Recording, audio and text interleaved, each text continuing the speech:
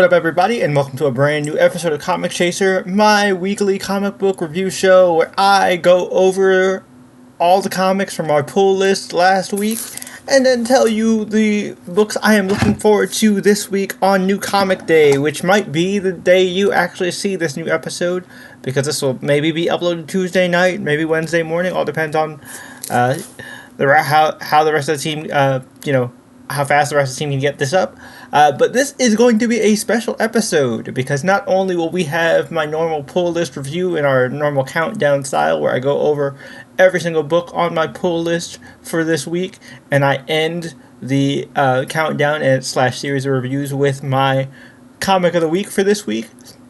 But this time I will of course include the list of comics that I am looking forward to this week. I actually have I'll actually tell you guys everything that is on my pull list and stuff like that.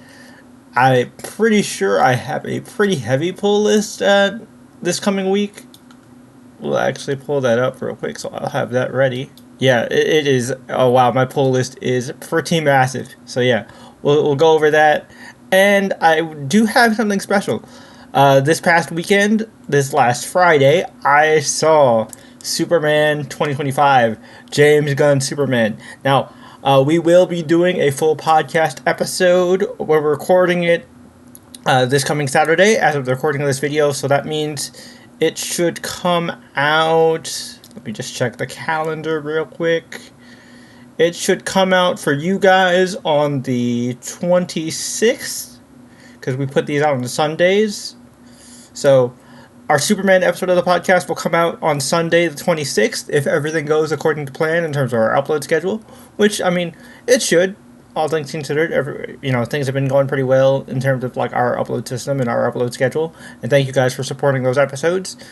But I will be also talking in this episode and giving my spoiler-free review of Superman 2025. I've decided, even though we do full podcast episodes, since this is also a comic-related show, I will give spoiler-free reviews of comic book-related movies when they do come out, so the same will go for Fantastic Four as well. But I will leave chapters. I know I should always leave chapters because these videos are always long as hell, but this time I will leave chapters, so you can skip this intro and jump right into my pull list review or comic reviews, or you could skip the comic reviews and just skip right to the Superman spoiler-free review if you want to hear my thoughts on Superman 2025, or you can skip to my pull list upcoming comic recommendations for next week section if you want to hear what comics are on my pull list for next week that I'm looking forward to. But yeah, let's go ahead and get started. As per usual, spoilers for all of these comics ahead. So I will be going in depth. So if you haven't read any of these books, definitely go by your local comic shop, pick them up, read them. Everything on here is really solid. I think we've got like 8 books, 7, I don't know. I'm bad at counting. I'm a reader, not a mather. But we got a pretty big stack, and we have a lot of other stuff to talk about. So enough yapping. Let's get focused and start talking about these books. So first up, we have the Marvel Swimsuit Special 2025, issue number 1, Friends and Rivals. I was really excited for this. Nick Bradshaw on art. Nick Bradshaw does some amazing art. And I'm a 90s baby. I didn't pick this. I didn't pick up the 90s swimsuit issue because I was a toddler. But, my uncles still read comics back then, and they had copies of the 90s swimsuit issue. I remember because it had Savage Land Rogue on the cover, and I've seen that several times. Now you know where I get my taste in comic waifus from. But yeah. This was fun. They didn't take it too seriously. This was kind of the Avengers, kind of like getting their get back at Roxxon for, using cheap AI art. Obviously, there's also a meta narrative about, talking about AI art and the importance of, using the real thing. And again, you just get to see the your favorite comic book characters in awesome swimsuits. All of them are tasteful. There's a good amount of cheesecake in here, but it's not like gratuitous. Like there is a plot as well as plot. You know, it's not like, again, it's not super serious. It's like Janet decides, all right, if Roxxon wants to sell their own cheap fake ass swimsuit issue, we'll make our own and we'll make it better. And I have to say, we have some really good swimsuits in here. And, you know, in the back of this, we not only get a code for the Thing Trunks skin in here as well, which I already used my code. Sorry, you guys. I actually play Marvel Rivals, so I used my code. I would have given it away if I, didn't actually play the game, but I do. And I used the Thing, so I wanted to grab this, which I was hoping that it was going to be his actual skin from the Infinity Comics, but turned out that's actually part of the combat chest, so we'll get the thong as a separate costume. I know it's not actually called the thong, but that's what everybody's been calling it. But out of all this art, my favorite one so far as a Cloak and Dagger main that I want in Marvel Rivals is the Cloak and Dagger swimsuit. Oh man, that looks so good. That looks so good. I'm a sucker for the reverse color scheme where you have like Ty in like the white and gold or just the all white, and you got Tandy in the black. Oh, that always does it for me. That's why I loved their Hellfire Gala skin so much. Like, I know everybody's like Cloak and Dagger gets too many skins, but I don't care. As a Cloak and Dagger main, I want more, so, put that one in the game, Marvel Rivals. This was fun. I had a blast. I happen to really like art, so it was worth the extra $1 for me. I had a blast with it. It was a lot of fun. Next up, we have... I was going the wrong way. I almost showed my book of the week. Alright, next up we have Magic issue number 7, written by Ashley Allen, with art by Hernan Peralta.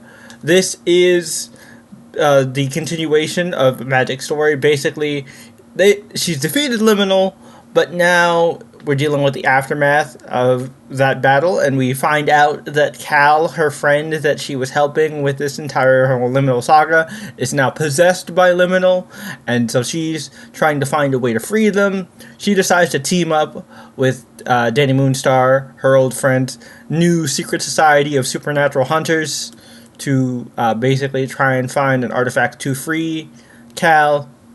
The rest of her, Danny's cohorts do not trust her, especially with her power and such. Even though she has the Dark Child under control, Ileana continues to blame herself. There's still some tension between her and Danny. All in all, still pretty solid. This feels like a really good just follow up to New Mutants. If you enjoyed the New Mutants back in the late 80s, early 90s, you should be reading the Magic book. It's really good. I don't have anything major to report in here because it's the start of the arc, so it's more all set up. Once we get into the thick of things, then I'll have, really more to say. But solid start to a new arc, and I can't wait to see what happens next, especially now that Magic has, come in more to her power. I want to see where that goes and, where this newfound kind of connection to Darkchild kind of brings her. Next up, we have Wolverine and Kitty Pryde, issue number 4 of 5. This is the penultimate issue, and basically, it is what it is. Kitty Pryde and Ziggy Trask, I don't remember the girl's name. Ziggy Trask were both possessed by the Super Sentinel Master Mold Domina, and she basically kind of took both of their abilities and then converted both Kitty and Ziggy's bodies into Super Sentinels. So they're kind of in this weird limbo ghost state, and Kitty just kind of talk no jutsus Ziggy into no, we're not giving up, we're heroes, that's what we do, the usual stuff. And so they managed to get their bodies back, but they still have to defeat Domina and figure out how to kind of persevere. And also they're still in that weird ancient Japanese like landscape for some reason. I still don't know what's going on with that. But you know, we're gonna see if now that they kind of have themselves solidified, if they have what it takes, they have enough juice to defeat this now supercharged Domina. We'll find out. This series has been great. It definitely feels like an old school X-Men adventure, which means it still kind of has the same kind of pacing issues. It does feel like you're like reading something from like the late 80s, early 90s. Like this could be an episode of, I guess it wouldn't be like the 90s X-Men series because Kitty wasn't involved in that because Jubilee was the 90s X-Men ride-along character. I guess this could be like a lost arc of Pride of the X-Men. Shout out to you if you remember Pride of the X-Men. Fun fact, Pride of the X-Men actually predicted Hugh Jackman low-key because their Wolverine was voiced by an Australian. So yeah, this is a lot of fun. If you enjoy Wolverine and Kitty Pryde, you get what you pay for it, and it's still really solid. I like it a lot. Next up, we have, I keep going to this one, and we're not at Book of the Week territory yet. Alright, next up we have Absolute Superman issue number 9, and this is Superman kind of first officially meeting the Omega Men after they help save him from the kryptonite bullets that were, you know, buried in his chest via Peacemaker bullets. And essentially Superman has to perform the surgery himself because he's the only one that can actually like get up in there. Pause. And eventually, to remove the last bullet, the Primus, the leader of the Omega Men, who I'm pretty sure is Talia al Ghul, it's not said out loud, but with how she looks and her like very, very sharp, clear hatred for Raish and disdain, maybe because Raish threw her away because he's looking for a male heir, because that's kind of what Raish does. It feels like it's Talia, and well, Raish himself kind of has this weird cult, pseudo-religious figure status within Lazarus. Absolute Talia, who I'm going to assume is Absolute Talia, we don't know yet, so I'm just speculating, kind of has her own religious fervor formed around the Omega, or the Father Box, so she's, like, unintentionally worshipping Darkseid. So we'll see how that goes. And, you know, Soul, Cal's AI, is warning him, like, stay the fuck away from that thing, Cal. You don't know what that's gonna do. It could corrupt you, it could turn you into something, and if that thing is made with pure Darkseid energy, no shit, that's gonna corrupt him. You should listen to your AI, Cal. You should definitely listen to your AI. We get to know more of Absolute Jimmy, who is pretty much the Jimmy we know and love, but a lot more cynical and less, you know, cheery pal, and more, man, this world fucking sucks, but I can't give up on it. He still has that hope that you would expect from a Jimmy Olsen, you know, a Superman character, but it's buried deep, deep, deep, deep down. And the thing that I really like about this, which I'll talk about a lot in my upcoming Superman 25 review at the very end of the video, is that Absolute Superman here, he refuses to let other people define who he is. He does not want to give up on this world. He does not want to give up on his morals, his ideals. You know, he refuses to kill. He wants to do good. He refuses to let people tell him what to do or who to be. He wants to define that for himself. That is Superman. No matter how dark the world is, no matter where he originates from, Superman will be Superman, and I appreciate that Aaron is really standing firm on this, standing on business. Meanwhile, Raish blackmails Lois by holding her dad kind of as a hostage, and so she, you know, decides to stick around and work for Lazarus, and that, of course, dovetails into the ending, where Jimmy, of course, he gets left behind, and Lois is like, alright, son, you don't have any rights here, so while you still can, tell me everything you know about Superman. And of course, we know Lois is Team Superman, so she's gonna somehow find a way to help our old pal, Jimmy Olsen. So, overall, solid. This book, out of the Trinity, is probably the weakest out of the Trinity. I'm nowhere near as invested in Superman as I am in the other books from them, like Batman and Wonder Woman, just, using the Trinity as an example. But it's still pretty solid, and I do like that we are actually seeing more connection to the Absolute Universe mentioned out loud, like Project Olympus from Absolute Flash. We get name drops of the Joker, other shit like that. So that's really cool. I like to see that it's actually really coming together, and like seeing the dark side of it all, and that part being more focused in Superman makes a lot of sense. So I'm very curious to see where this goes. This book hasn't lost me yet, but it is for sure, in my opinion, the weakest of the Absolute Trinity books. But I still enjoy it. Next up, we have... Remember, go from this end to the pile, dummy. Next up, we have Ultimate Spider-Man Incursions number 2. Alright, I enjoy this book. It's a lot of fun. I enjoy seeing Miles interact with the new Ultimates, and also interacting with Black Panther and this new Ultimate Wakanda. But is it me, or does this book feel kind of off? Like, why are they doing this so soon? It doesn't feel like there's much care put into this. And this is no shade to Cody Ziegler or Dennis Camp. The writing is really solid here. But it doesn't feel the same, if that makes any sense.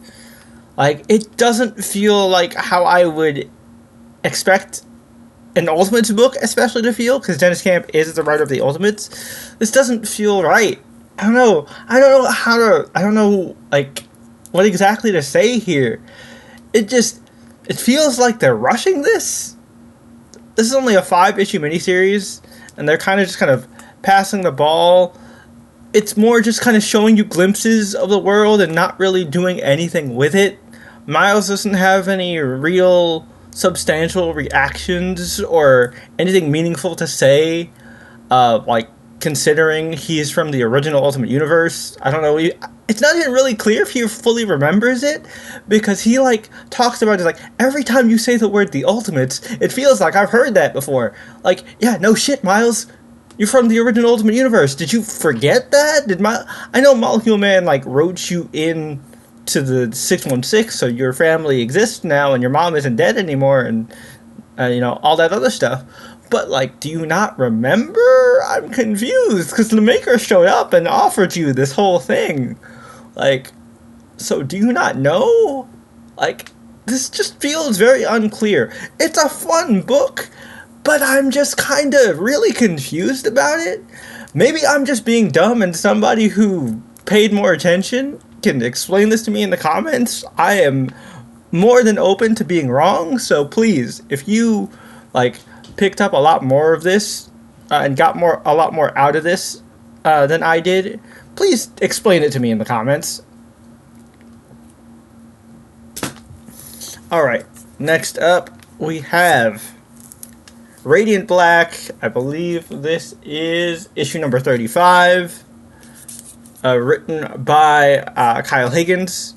This continues from the big-ass cliffhanger we left off on. This crazy psycho who's been, like, hunting down Marshall is now started to target Marshall's mom.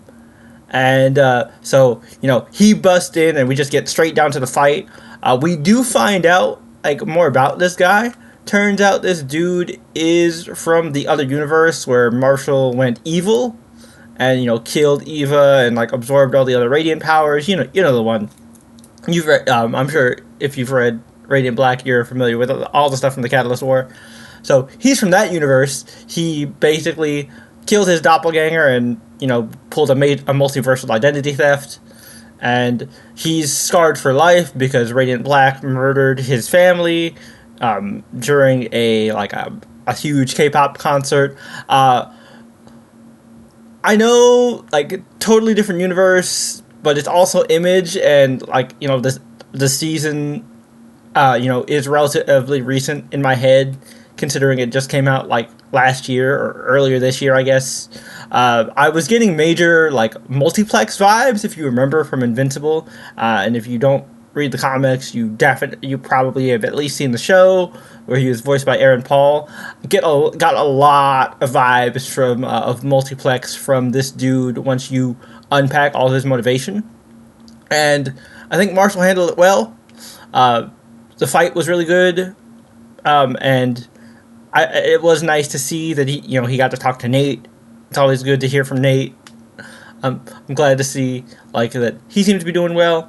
But it looks like now Marshall will have to be entering to the mayor of Chicago now, so things are going to get a little bit more complicated for Radiant Black, and building up his reputation is definitely going to be difficult, considering how much collateral damage he's been causing in the city as of late. Not that it's his fault entirely, but still, like, having to enter the government is going to be quite the ordeal, but I'm curious to see how Marshall is going to handle this. Radiant Black continues to be awesome. It's honestly one of my favorite indie books out there.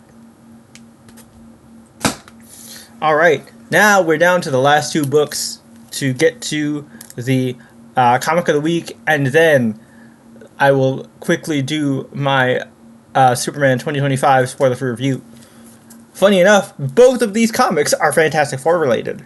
The first one, before we get to my book of the week, is Fantastic Four First Steps, issue number 1. I do not know who it was written by. I didn't actually check. But this is the tie-in comic that basically gives you the origin of the MCU Fantastic Four, which is pretty much a one-for-one almost. Not almost, but like it's very similar to the original Dee and Kirby. In fact, you can see the clear homage, the old school cover of Fantastic Four number 1 in here. But the thing that makes this cool is that like this comic is more formatted like a magazine article / documentary. We even see like individual like articles and pieces on Dr. Richards, Mr. Fantastic. Like you get like a kind of like a fan club thing for Johnny Storm and Johnny's own Q&A, which is really interesting. We get to see Johnny's perspective on things, and we kind of get to see like the fourth origin here, and we also get to see the Mole Man, which now we know who that actor was playing. It was Mole Man, so that's confirmed there. I really like how the team's chemistry is presented here. It's pretty classic. There isn't too much to say about this book, like other than the fact that like it does really help to sell you on the team's chemistry and what you're gonna get for the movie that is coming out next week, as of the time of this recording at least, or week after next maybe, 25th. Let's just say the date, the 25th.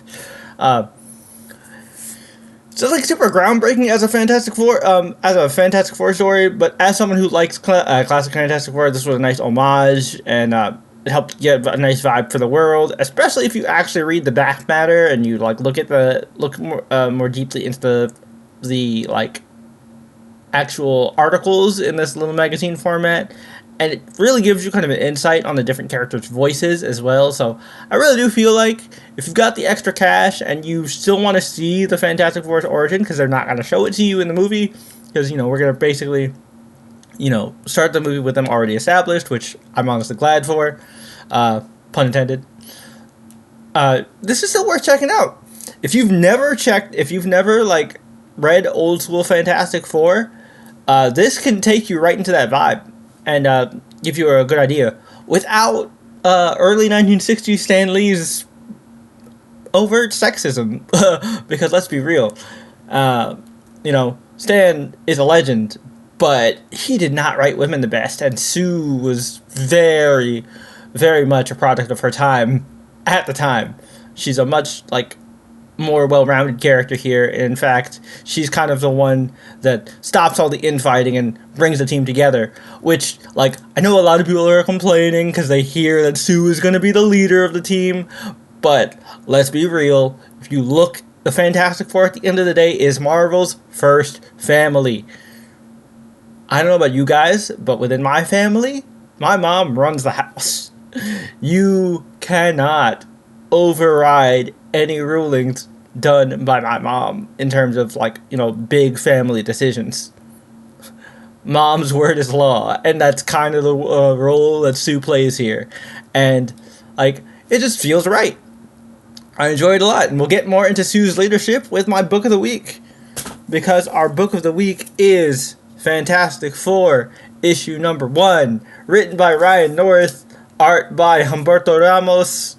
Humberto Ramos is, of course, the fantastic artist, pun intended, who was on Amazing Spider-Man for years on years during Dan Slott's run. And, of course, the FF and Spidey have a long history, so they've shown up in several of those. So I already liked his take on the Fantastic Four, so I was really looking forward to the art. And Ryan North has just been a tour de force on Fantastic Four his entire run, so I'm glad they kept him on as writer.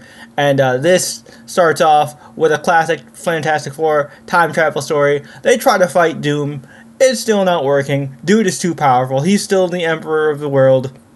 Universe, whatever. Not universe, because it's not Secret Wars, but, you've been following One World Under Doom. He is still in control of the world. He decides, alright, if you still want to mess with me, and you want to just enable each other, I'll do you a favor. I'll help fix that. So he separates them. He puts them in 4 different eras. Johnny is in the, primordial era of Earth, before there are any plants, animals, or even oxygen on it. The Thing is in the Cretaceous period, so that means exactly what you think it means. The Thing beats up dinosaurs, and because this issue has The Thing beating up dinosaurs, that is why this is my pick of the week. Is that a simple reason? Yes. But was this a fun comic because I got to see The Thing beat the shit out of dinosaurs? Yes.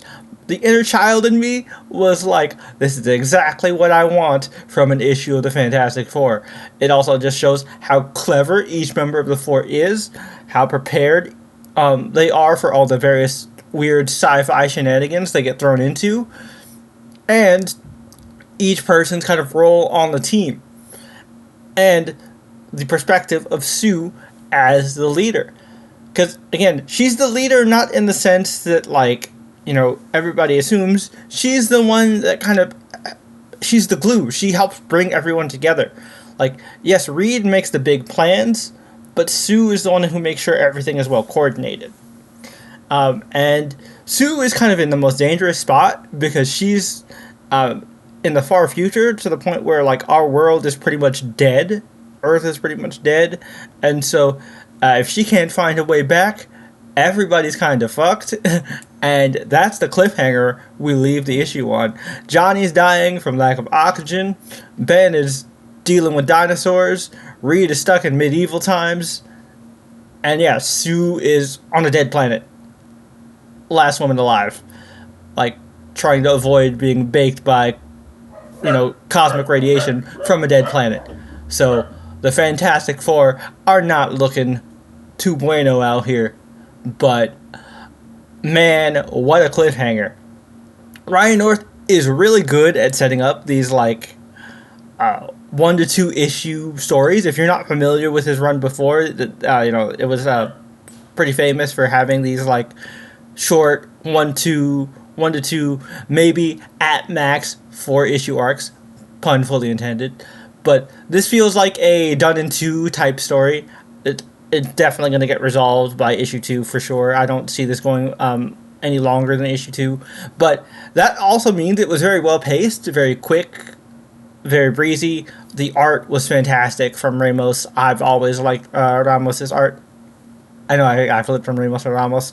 But yeah, I've always liked Ramos's art. So this was a treat for me. And like I said, The Thing beat up dinosaurs. So I was 100% here for it. So that's why Fantastic Four issue number 1 by Ryan North with art by Humberto Ramos is my pick of the week. Alright, so now we're moving on. Before we jump into the Superman 2025 spoiler-free review, we will talk about what books I am looking forward to coming up this week, because New Comic Day will probably be when you guys are seeing this video, and that is, of course, July 16th, 2025. The books I'm looking forward to the most are the latest issue of Teenage Mutant Ninja Turtles, Teenage Mutant Ninja Turtles issue number 10, because finally it looks like the boys are starting to gel back together again, and we'll finally kind of get our turtles being turtles, kicking ninja ass, taking names, and being a family again, Dominic Toretto style. So, looking forward to it. Can't wait to see more of that. Ultimate X-Men is really finally picking up. We've now are finally at the full-on rescue of Hisako / Armor, in the Children of the Atom Church. So I can't wait to see how Nico and the others, figure that out. Ultimate X-Men is a slow burn, but man, when it gets going, it really gets going. I'm excited for that. Battle Beast issue number 3 comes out. This miniseries has been fun. I've been enjoying it. It's nothing too deep, but I mean, Battle Beast is a simple creature. It's going to provide you with a lot of great, awesome action, and I'm here for that. New Gods issue number 8. We will get to see more of the adjustment period post-Exodus from New Genesis for the New Gods, and what that life is like, and how they're going to start to rebuild, so that'll be interesting. Predator vs. Spider-Man issue number 4. I believe this is the penultimate issue, so hopefully this will finally be where Spider-Man and Kraven beat up some Predators. But I mean, this series has been a lot of fun, and the art is fantastic, so no complaints here. But, I'm ready to see some balls to the wall or webs to the wall action. So, looking forward to that. Superman Unlimited continues to be solid. I was talking about Dan Slott earlier. I really like this concept. I think Slott has a really good voice for Superman, so I'm looking forward to that. And Absolute Flash, this book, probably out of the new batch, is the one I'm the most interested in, because I really like Lemaire's voice for Wally and the new takes they have on the different characters, so curious to see where that goes. Imperial number 2, really looking forward to that as well. The first issue is really solid. And I'm a sucker for good old-fashioned Marvel Cosmic events, and this feels pretty dope. Zatanna issue number 6 is the conclusion of this opening story arc with Lady White. So I'm interested to see how this pans out, how she's going to save Adam and the Blue Devil. But knowing Zatanna, she's going to end with a showstopper. So again, I feel like I'm constantly repeating myself, but I am really looking forward to it. So now that we are done with our, upcoming books segment, let's go ahead and get to the segment you guys have been waiting for. If you've been patient and you've sat through the whole video, this whole 30-plus minute yap session, I thank you. If you were impatient and just hit the chapter because you wanted to hear my thoughts on Superman 2025, well, welcome. You missed a whole lot of comic reviews of some awesome comics that I think you should check out, but I don't blame you. Let's go ahead and talk spoiler-free about Superman 2025. I'm not going to go into any plot beats, man. I'm just going to talk about just pure feeling here. This movie was amazing. I didn't hate Man of Steel. I thought Man of Steel was alright, and I thought there were elements in it that could have really worked. And I thought Henry Cavill was actually amazing casting, and seeing his personality outside of Superman, he could have made a fantastic Superman. But here's the thing. Man of Steel, they never let him smile. They never let him have fun. You never got to see vulnerability, empathy, compassion. The things that make Superman Superman. The thing about Man of Steel is there's a lot of really cool spectacle in it. And it looks really cool. I will not deny that. But this Superman, they did not try to make him look cool. They just let him be Superman. Superman is goofy. Superman is hokey. He is a dork. he is a massive goober. There is no difference between Superman and Clark Kent. Whereas, you have Batman and Bruce Wayne, there's no distinction. Superman is Clark Kent. Superman, Clark Kent, Kal-El, they're all one person. And it's clear here. David Cornsfoot really embodies it.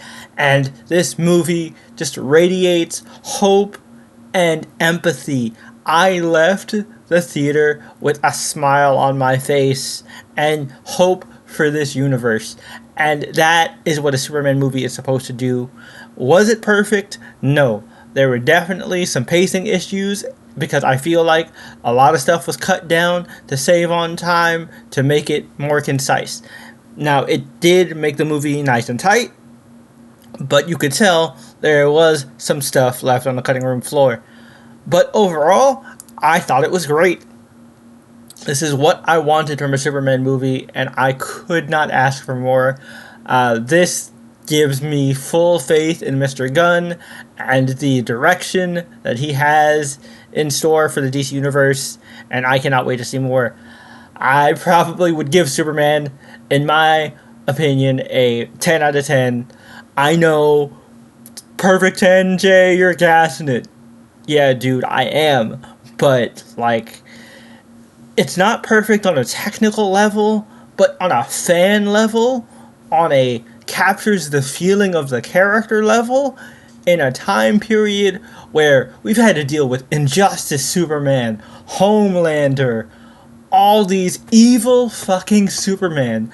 We have not gotten to see the real Superman in a long time outside of the CW show Superman and Lois, which not many people checked out because people forgot about it because the Arrowverse kind of died, even though it's technically not part of the Arrowverse anymore. So we rarely ever get to see the real Superman. The Superman that we all love from the pages of these stapled together magazines that we call comic books. And this right here is Superman, which is why I gotta give it a 10 out of 10. Go see it if you haven't. If you're a Superman fan and you have not seen this movie, you are doing yourself a disservice. This movie shows you that a man can fly. So all you need to do is look up. Oh man, that was cheesy as hell, but I felt like that was the appropriate way to end it. I hope you guys enjoyed. This was a little bit longer than usual, and like I said, I separated this into chapters so you could skip around for once. Don't get used to it. This is only because I have a bunch of different things to talk about here. But let me know, do you guys prefer it this way, with chapters? If you've seen Superman spoiler free, tell me in the comments what you thought about it. Again, no spoilers for the people who haven't seen it, but let me know your thoughts in the comments down below. As always, don't forget to leave this video a like, comment, and subscribe. Thank you guys for supporting Comic Chaser. I really appreciate it. Your feedback has been really, I'm glad these have been well received, and I'm glad you guys have been enjoying it. So let me know what you guys thought about these comics in the comments down below, and let me know what you're picking up, all that usual stuff. And I will catch you guys next week for another episode of Comic Chaser. Until then, peace.